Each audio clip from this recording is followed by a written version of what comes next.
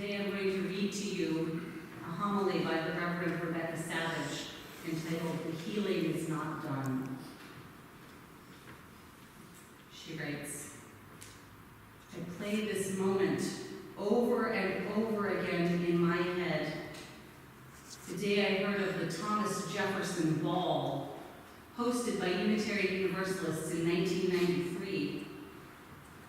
As a person of color raised in a UU congregation, I felt a shiver down my spine as I learned something new and unsettling about the faith that I call home.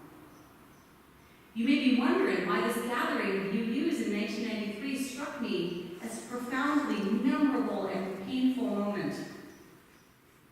Beloveds, this is why. Attendees were encouraged to wear period clothes to the ball to celebrate Thomas Jefferson, who attended Unitarian churches. In the spirit of welcome, those who conceived of this social gathering did not take into account the centering of whiteness by asking people to attend in period dress. The organizers forgot or ignored the fact that in Jefferson's time, we black and brown UUs would have been slaves, property to be traded and sold, brutalized and subjected. The matter was taken up at General Assembly when delegates challenged the appropriateness of holding the event. During a plenary session, delegates voiced their concerns by reading a statement of protest. In response, the organizers and other leaders gathered to consider how to proceed and came to a decision. The Thomas Jefferson Ball would proceed ahead as planned. I asked myself, what would I wear? Would I be a house slave, favored for my lighter skin and good hair? My skin is a light brown that my daughter refers to as cinnamon, a product of a beautiful multiracial family history. Would I catch the eye of a white man who could leverage any opportunity to take my body as his property? What would I wear? Would I have had shoes on my work-worn feet? Would I have had stretch marks across my belly from babies that were taken from me to sell to other plantations? Would I sing to myself faithful, mournful songs of liberation, dreaming for the day when I might taste freedom for myself and my family? What would I wear? Would I be allowed to come through the front entrance or directed to the back, to enter through the kitchen with the other slaves and servants? Would I be allowed to drink from the same punch bowl and eat from the same platters? Would I sit with the other people of color in a separate room or at the back of the gathering? Would I be permitted to look a white person in the eye or even to speak their name? What would I wear? Dear, beloved UUs, tell me what I would have worn to attend this ball. What period clothes would represent who I would have been in Thomas Jefferson's time? Ouch. When we feel something deeply and are still finding the words, ouch. Seriously, ouch. Why do I raise this deeply wounding moment in our shared UU history? Because this isn't just a reflection about my lived experience. Sometimes exciting things happen in worship. Thank you, Joan, for responding. Let us return to the homily. This isn't just a reflection about my lived experience as a person of color in a majority white denomination. This is also part of the story of how people of color experience sharing worship and community within this faith. It's a chapter in the story of who we are as a people living in this country, swimming in the waters of white supremacy and centering whiteness, supported by centuries of indoctrinations and institutional structures. I grieve for the hurts that this time in our history caused. I grieve for those who left our communities because of how this event was handled, which broke their trust in finding spacious rest in our congregations from the pervasive, violent racism in our country. I grieve for those who, at the time, were unable to traverse the gaps in their spiritual understanding of justice and belonging. I grieve that it has taken this long to have this level of conversation about centering people of color.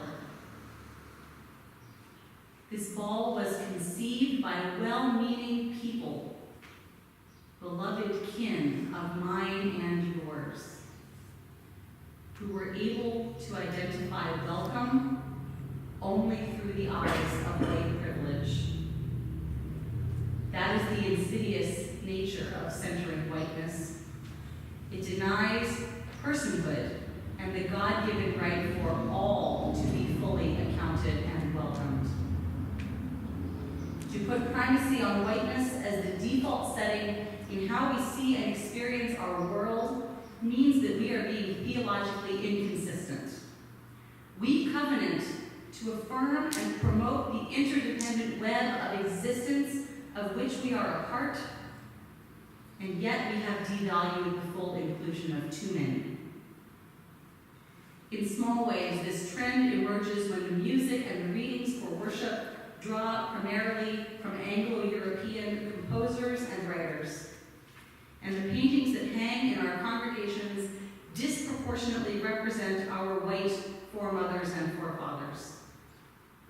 We see this trend when congregational leadership is cultivated without honoring the diversity in our midst as a rich source of inspiration and prophetic messaging.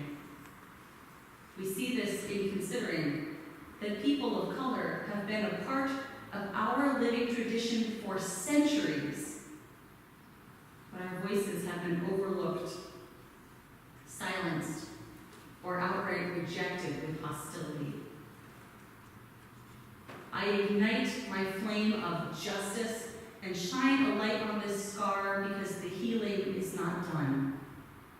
The healing is not done because we are still called to do the work of dismantling white supremacy culture and decentering whiteness from our bones, from our congregations, from the ways in which we interact and support each other. We are called to fulfill the promises once made in the name of faith and proclaiming beloved community. We are called to match our words with our actions, to bring the holy into our midst by truly and without fear honoring the inherent worth and dignity of every person. This is a beautiful time of opportunity. Beloveds, this time is born of truly listening to people of color and beginning to repair the fabric of community that has been torn. Ripped asunder by years of broken and empty promises, words of good intention which were unmatched by purposeful action. I love being a Unitarian Universalist. I was birthed into this world with the calling of service on my heart. I was shaped and molded by our congregations. I also know that, as Dr. Cornell West shared with us in his 2015 Ware lecture at General Assembly, if I had white supremacy in my heart because I was raised in this country, so do we all. While I grieve, I have much reason to claim hope. I celebrate where we are as a people of faith because we are bravely facing the devastation and the illness of othering people. We are looking at ourselves in the mirror and seeking a new way. I celebrate that we have the moral and spiritual courage to listen deeply to voices that have been marginalized. I celebrate that beloveds are choosing to move back humbly to make space for an evolution in leadership and consciousness. The spark of working toward the greatest good is seen in every moment of insight, as so many are waking up to our perception of our participation in centering whiteness. Beloveds, now is the time to lead with love and make right the ways our denomination has fallen short of our shared principles. We are a powerful, aspirational, covenanted people, and we are being called to account for our historic, moral, and spiritual failings in order to move into authentic, beloved community. Now is the time to harness our ability to reflect inward in order to re-emerge with a power greater than ourselves that gives rise to a new day. Beloveds, with love and peace in our hearts, may it be so. The words of the Reverend Rebecca Savage.